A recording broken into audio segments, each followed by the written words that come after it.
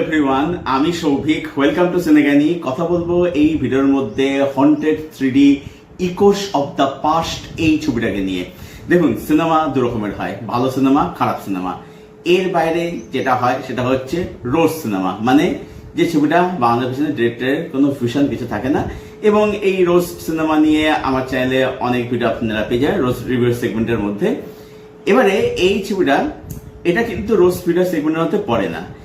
আজকের ভিডিওতে আমি একটা নতুন সেগমেন্ট এখানে আবিষ্কার করলাম, সেটা দেখো। সেটা হচ্ছে হাগাপাতা সেগমেন্ট। মানে এই ছবিটা রোস্টের থেকেও আরো কয়েক লেভেল উপরে গিয়ে বানানো একটা সিনেমা। তো এখানে আপনি কি দেখতে পাচ্ছেন?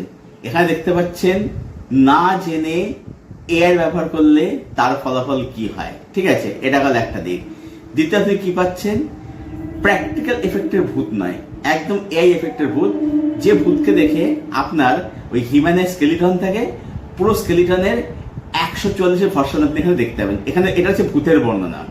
আচ্ছা, এখানে বলে রাখি যে এই ভিডিওটা এটা কিন্তু একটা প্রতিবাদমূলক ভিডিও, এটা একটা প্রোটেস্ট ভিডিও। কেন? এই প্রতিবাদটা আমি করছি হচ্ছে ভূতেদের হয়ে, ভূত সমাজের হয়ে। কারণ এই ছবিটা দেখবার পরে ভেরানা থেকে নাকিতা, পুরানা মন্দির থেকে সামরি, বা বান্দারওয়াসা থেকে নেওলা বলে, কিন্তু অন্য কিছু শুনবেন না প্লিজ। যাই হোক, নেওলা, তারপরে হচ্ছে এরকম বিভিন্ন যে, আচ্ছা, রাজ সিনেমা থেকে যে কি মেয়েরা ভূতটা ছিল, যে কি শালিনী না মালিনী কে ছিল জানেন। যাই হোক,